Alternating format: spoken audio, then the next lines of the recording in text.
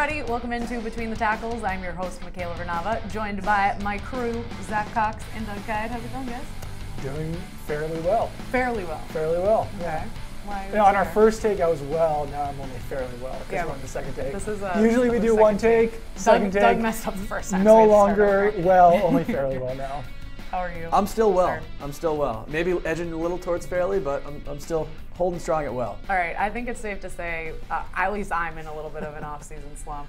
Yeah. So let's try to get the energy up on this. You know, you were just saying you've only written one story today. There's nothing going on. There's Yeah. not a lot going on. I mean, we will get into the few things that are going on, but yeah, there's nothing today. We heard from STEPHON Gilmore today. Seems like a nice guy. Doesn't have a lot to say. There's a couple of dead periods. One of which is like between free agency and the draft, when there's not a lot of signings and you haven't really kicked it up on the draft yet. Then the other one's right after the draft, before OTAs and minicamp start, and that's where we're at right now. Square in the middle of that right now. And this one's the worst, I think. And I'm kind of upset because, you know, I wanted to do the whole breakdown of the Kentucky Derby situation. But we did that already. But you guys already did that on Monday, which is a bummer. Yeah, really missed out. Yeah, so, yeah, we can't even talk about that. But I caught up with Matthew Slater at Pedro Martinez's charity event on Saturday night. What did he have to say? To come out and support. He said he was glad to have Butler back, even though he really didn't leave.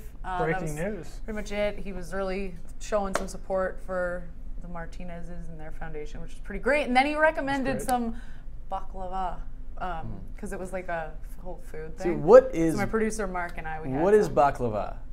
I've heard of baklava my entire life. I don't actually know what it is. All right, it's like, what's that? It's like a paper flaky dough? pastry-ish. What's that paper? Philos. There's like a paper dough. We were talking about this yesterday because there was some here. And there's nuts and honey. And I got the honey on my laptop. But I went to a donut place in Providence maybe like a month ago, a few weeks ago, and they had run out of all donuts other than the baklava donut. I was like, well, I guess I'll get the baklava donut. It was decent. I'm just not a big baklava guy, I guess. Yeah. Yeah, I thought it was all right. But anyway, yeah. That was the only really like new. This is the off season for you. We're talking about baklava. Is that over again? No, we can't. Can we do we a take absolutely can't. Anyway. Let's keep it rolling. Let's keep it rolling. So, yeah, Slater was there with his wife. It was good to see. All right, let's move on beyond Slater and the baklava. Yes. I'm so distracted by baklava right now. I should have asked LeGarrette Blount if he likes baklava. Anyway, he could be back. It seems like he has signed this extremely rare. He hasn't signed. Has not signed. He has been offered this extremely rare unrestricted free agent tender. Yes. This is like a ruthless move by Belichick, it seems like. Yeah. Because up until May 9th, LeGarrette Blount could have signed anywhere, but he would have factored into that team's compensatory pick formula. So a lot of teams don't want to sign those guys who aren't highly sought out because they don't want to mess up with their compensatory pick formula. So I think a lot of those teams figured that they would be able to sign Blount after May 9th because that's when players can be signed and no longer count against that formula. The fact that the Patriots gave Blount this tender now makes him count against that formula once again. And if he doesn't sign with the team until before July 22nd, then he can only play with the Patriots between July 22nd and the Tuesday after Week 10, which is basically the middle of November. So this really decreases the chances that another team would want to sign Blount. And if he doesn't get signed, then he's probably going to have to sign this 1 year, $1.1 million tender with the Patriots that's, I guess, with bonuses and everything worth up to $2.1 million. So it's kind of a tough situation for him to be in because he hasn't received a lot of interest, and now that might not pick up because the team would still have to potentially give up a compensatory pick for him. So seeming like he most likely will be back on this short money deal, but I mean, I'm not sure if I'd say that. Yeah, even that. I don't even know if I think this seems to be a move about protecting their assets and their interests and whatnot. I mean, the whole compensatory pick formula is literally top secret. Like, we don't actually know what the exact formula is. It's only revealed to the behind-the-scenes folks at the NFL. But so this is definitely all about the Patriots keeping their keeping everything in their favor on that regard. But I don't even know if they would want LeGarrette. I mean, I guess they would. I don't even know if they want him back because they have so many running backs already. And I don't even know how he fits. To clarify on the tender, so it's even if another team doesn't come calling, but if Blount decides not to sign the offer, they will get their compensatory picks. Is that how it works? That's what I'm confused about. It's not even a specific pick. It's not that if he signs with this team, they automatically get a 4th round pick or whatever. It just goes back into their compensatory pick formula, which means that if another team signs Blount now, they're more likely to get a compensatory pick or not lose one of their own compensatory picks. So we're not going to know what exact effect this will have until probably the next year's draft or maybe even the year after that. And it's just a weird situation. It does seem on the surface that they're kind of screwing LeGarrette Blount a little bit with this deal, especially because there's a report that, I believe it was Ian Rappaport, that 2 teams had contract offers that they were kind of putting together. I don't know if they were anything official, that they were going to offer Blount after this May 9th deadline passed. And now that this compensatory business is back on the table, now those are off the table. So I don't know. It's a strange move. I still think that ultimately Blount probably does wind up signing with a team before that July 22nd deadline. Okay. It just potentially brings the money down a little bit. Maybe he'll sign for close to that 1.1 million. It just makes him less, I don't know what the right word is, but because there's going to be teams out there that already have the compensatory pick formula working against them. The Lions, for instance, signed a lot of unrestricted free agents, so they probably won't be getting a compensatory pick anyway. So they could basically sign Blount, and really it only works in favor of the Patriots rather than against the Lions in that circumstance. But really, ultimately, the Patriots are doing this for what amounts to probably be a 6th or 7th round pick. Yeah. It's like, I don't know. It's just kind of I saw written somewhere that this could end up being the literal Mr. Irrelevant pick in a draft. I think Over the Cap speculated that could be the case, which is very strange that they would be. I mean, he obviously has a good relationship with the team. It's kind of weird that they would be kind of impacting his job prospects this much over a pick that's. I mean, we all know how much Bill Belichick loves his draft picks, but over such an such a potentially insignificant pick. It's like, why wouldn't they just cut ties? Especially you look at the depth chart; they're loaded in the backfield. James White, Mike Gillislee, Dion Lewis, Rex Burkhead, etc. We're talking that they might not even have enough carries to go around with the guys that are currently there. So I mean, do you guys can you envision a scenario where Blount even fits into this equation at this point? I guess I can kind of see maybe the way that they're looking at it too is that he could be insurance off of their roster. If he can't sign anywhere between July 22nd and the Tuesday after week 10, then maybe they get into a situation where there's some injuries earlier in the season, then they can bring him on, and that he's just this kind of insurance piece that they can hold over themselves for the entire season or until that week 10 deadline. But no, I mean, as far as what they already have on their roster, Mike Gillislee, James White, and Rex Burkhead will be on this team in September. Dion Lewis probably will be. So I don't know, maybe if he does sign this tender before training camp, then he would compete with Lewis for a spot on the roster. And that's not the worst idea, but I don't know. It's odd, and I guess for $1.1 million, it's kind of worth having that risk of bringing some more competition to camp, I guess. Well, he did make the NFL top 100 best players. It came in at number 80. What do you guys think of that? He said he's not done yet. Yeah, I mean, the top 100's voted on by the players, so the NFL players obviously think that LeGarrette Blount can still be a productive player in this league, or at least they think that he was one of the best 80 player, he was the 80th best player in this past season. He was ahead of Malcolm Butler, who was 99, ahead of Dante Hightower, 94.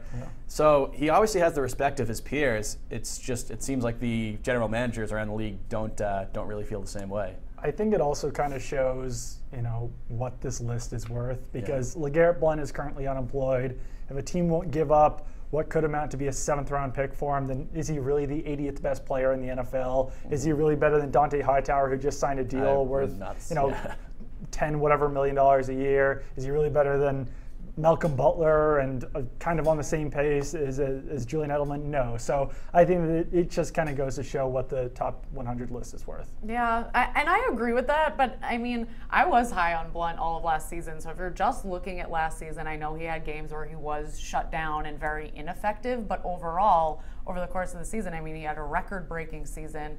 He was clutch for the Patriots in a lot, especially some of their early games, and really contributed to them some of the wins they pulled off during Tom Brady's suspension. And so his productivity, I mean, it is there, but yeah, I mean, no, it is. That's why I find it surprising, I guess, that he's not somewhere. He was a 1,000-yard rusher. He had 18 touchdowns, but I mean, the fact that no team is willing to give him the kind of money that he wants, I think that kind of goes to show that. Yeah. I'm surprised he's not somewhere as well. I would have expected him to land with any number of teams by now. Unless his demands are just way, way more than is realistic. But yeah, I am surprised that he's still on the open market. I think that this tender also could encourage him to take a deal for a little bit less, because he doesn't want to be in a situation where he's suddenly competing for a role with 4 other running backs. And he also doesn't want to be in a situation where he could be sitting on his couch for the first 3 months of the season. And he doesn't want to be in a situation where he's only making $1.1 million if he doesn't get the kind of carries that gets him up to that $2.1 million mark. So, I think that's another way that he might say, okay, I'll take a little bit less just so I don't have to go through all of this other rigmarole, basically. Well, also on that top 100 list was Julian Edelman. He came in at number 71 and quoted Taylor Swift. He was shaking it off, and haters going to hate because he didn't think he belonged at 71 after the season he had with clutch catches in the playoffs, and especially that Super Bowl catch. I think if they voted after the Super Bowl, he would be at least 10 or so spots higher after that catch he had against the Falcons. And yeah, you could see in his post-show interview, I mean, NFL Network is really pumping this up. They're doing like 4 hours of coverage every week on this list. So they had an interview with him and Deion Sanders, and Deion was basically trying to be like, yo, you're better than number 71, right? You should say you're better than number 71.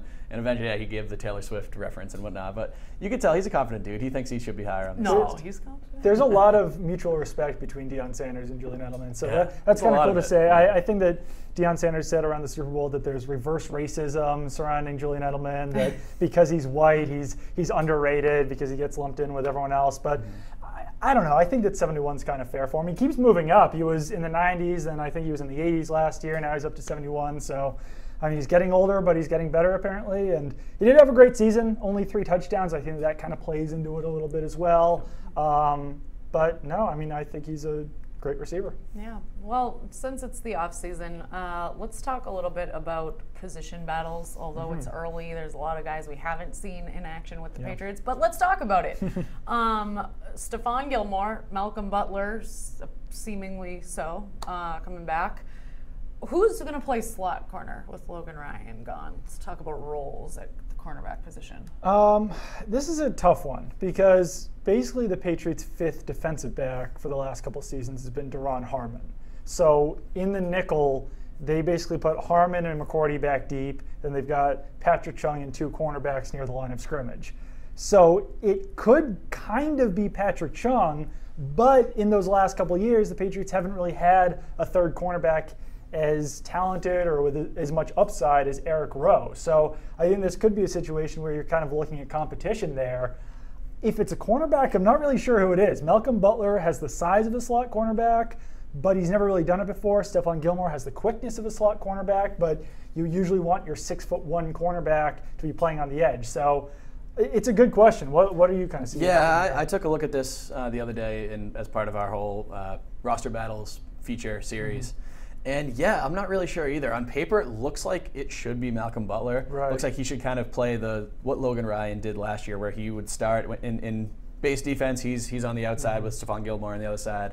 When they bring in another corner, he bumps into the slot. Eric Rowe comes in on the outside.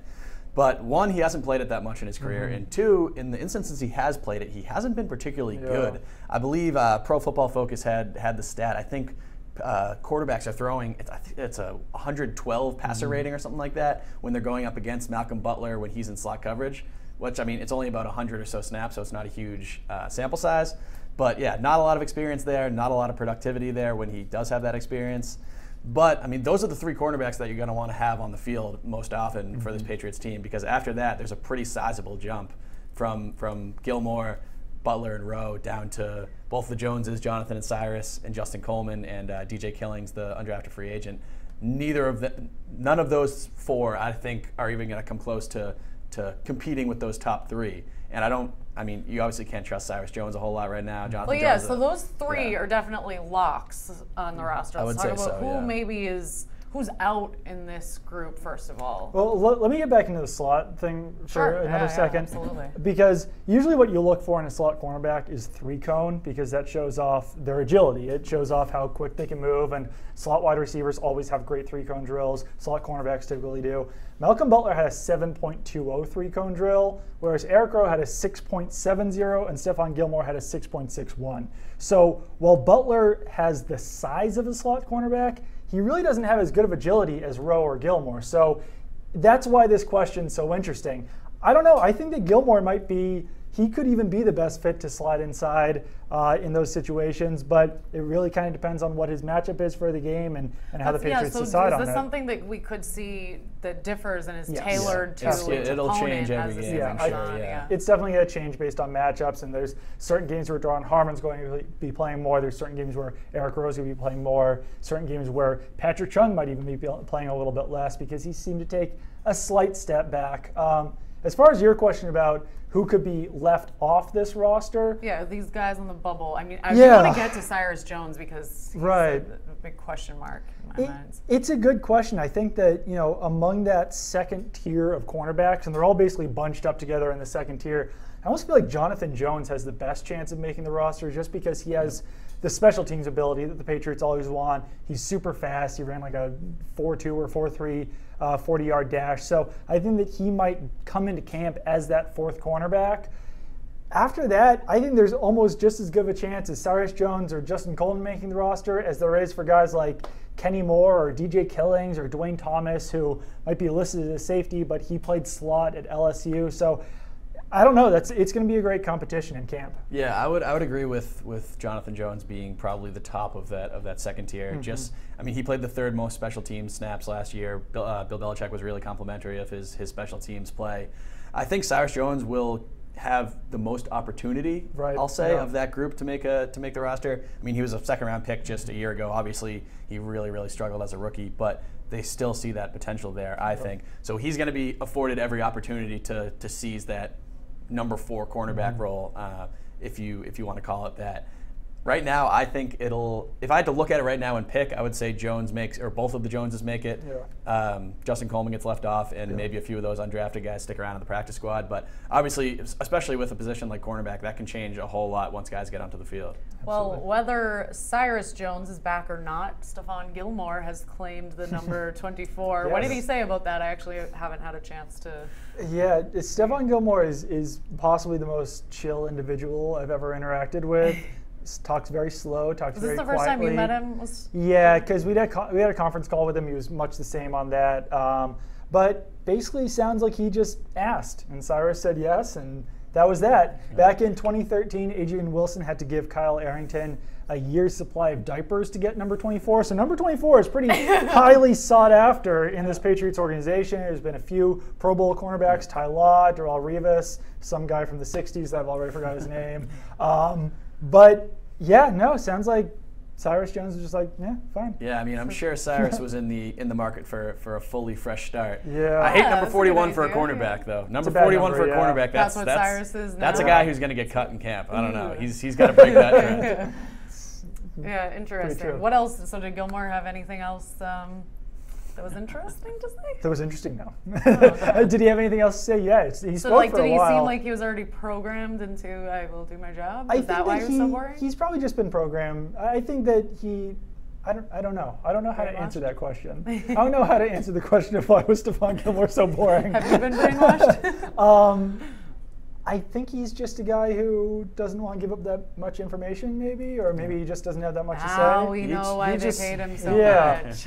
He just seemed like a quiet guy overall, too. Yeah. I mean, when we talked to him on his conference call shortly after they signed him last month, he just seems like kind of a quiet, reserved guy. So I don't think we're going to get too many bombastic quotes from him this season, unfortunately. Did anyone ask him about naming his daughter Giselle the day that he was signed? No. Oh, I would have asked that if I was there.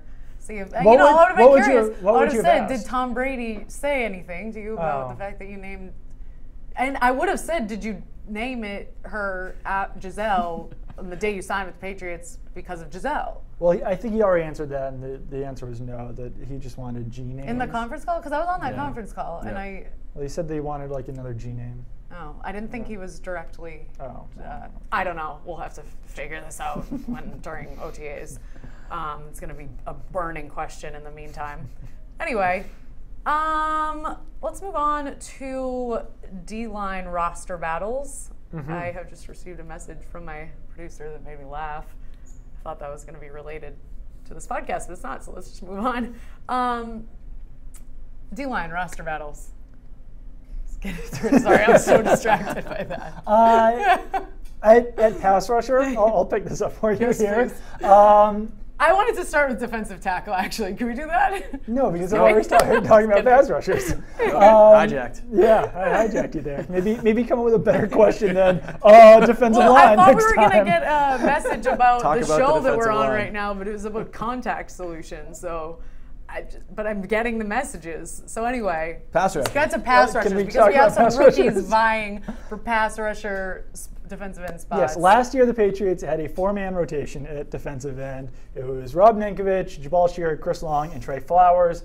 Obviously, 2 of those guys, Sheard and Long, are gone now. So the top 3 in that rotation will be Rob Ninkovich, Coney Ealy, and Trey Flowers. And then one of those guys, either Derek Rivers or Dietrich Wise, has a chance to move into that rotation.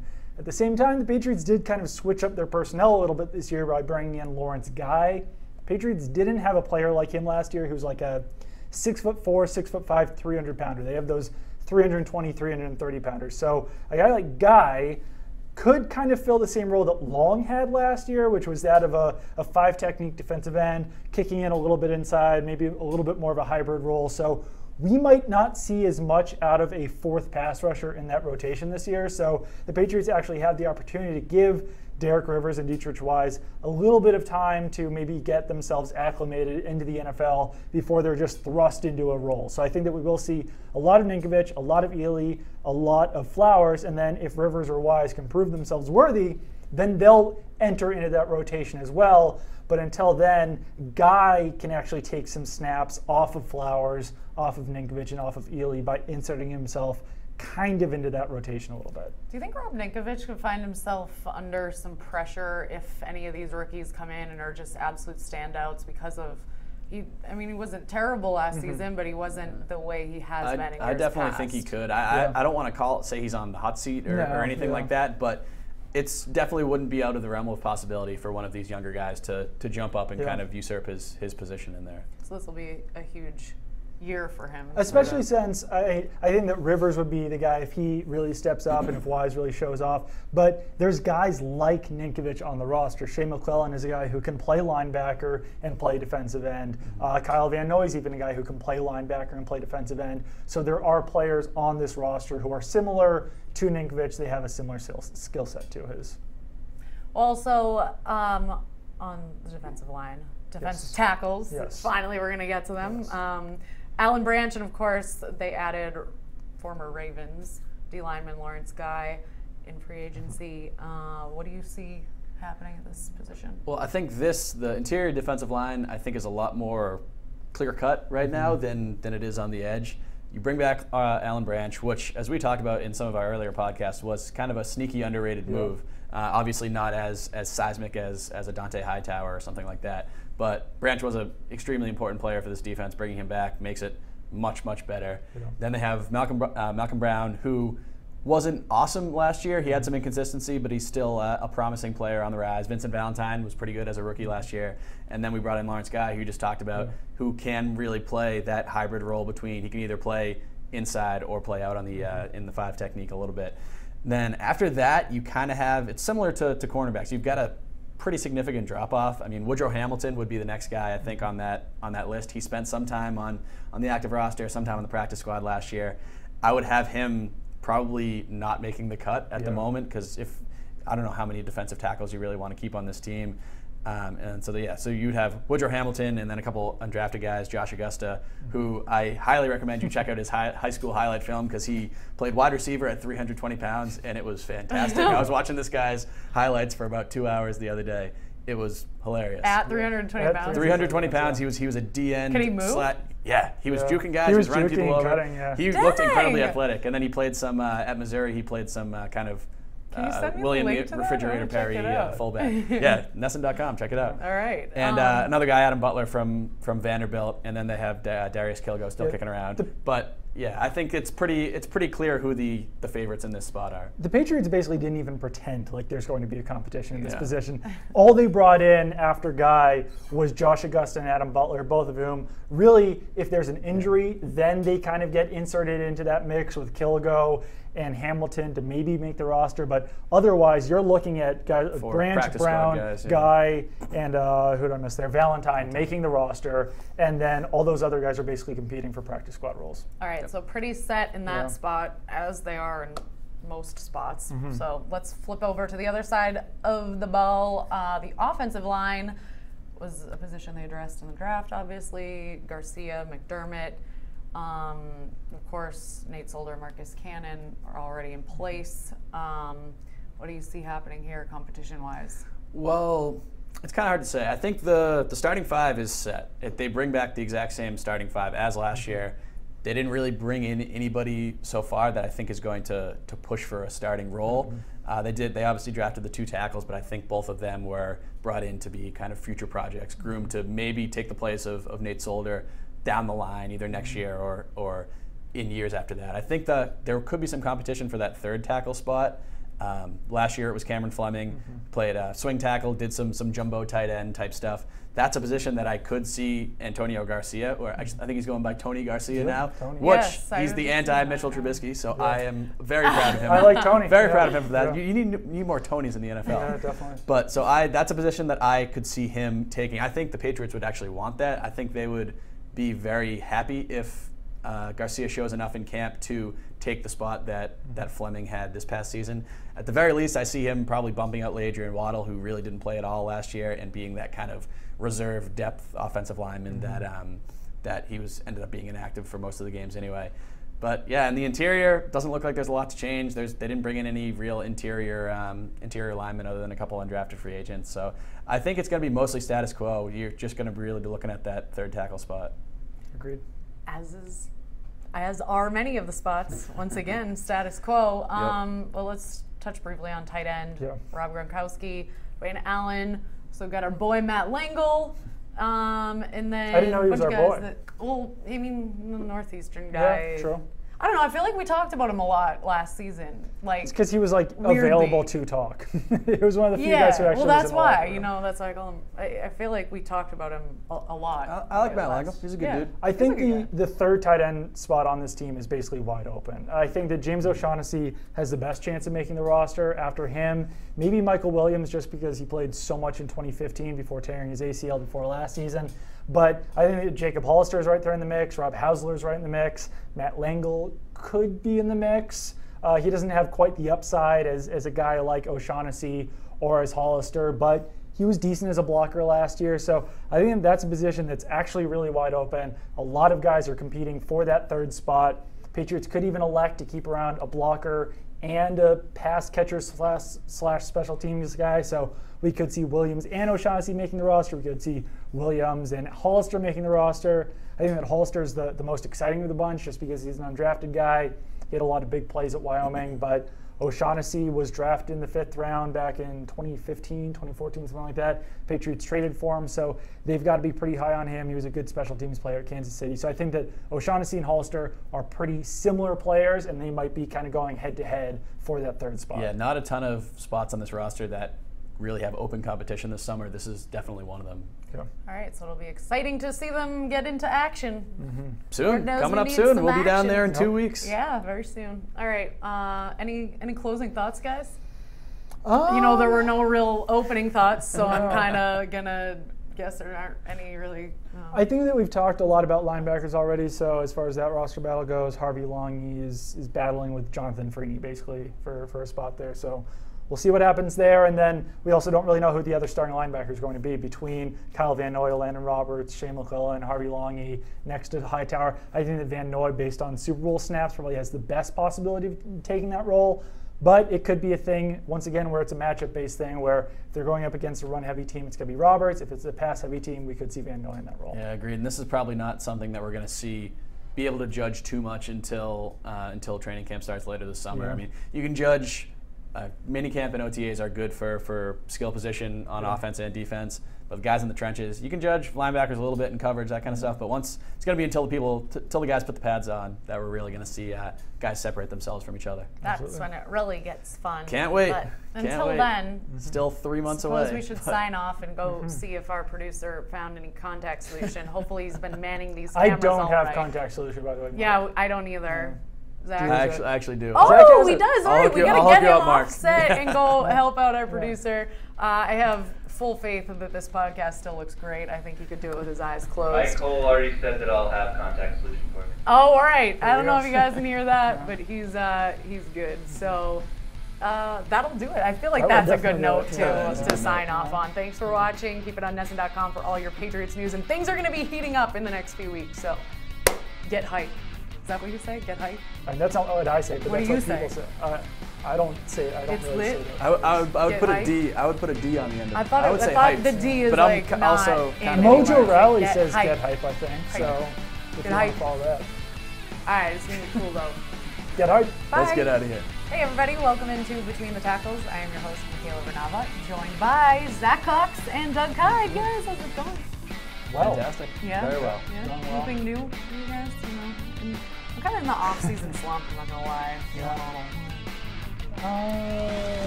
let's just start this over again. Why? Because that was just a super boring way to start the podcast. Well, feel I like. mean, that's why I asked before. I know, no, I just, that was not. I don't want to just be like, people were just so gonna be like, what good is that? click, Yeah. let's get out of here. Ugh. Neither one of us I've answered got- that yeah, question I've got correctly. Yeah, you're like, okay. How was class? What did you learn today? Okay. Hey everybody, welcome into Between the Tackles. I'm your host, Michaela Bernava, joined by Mike.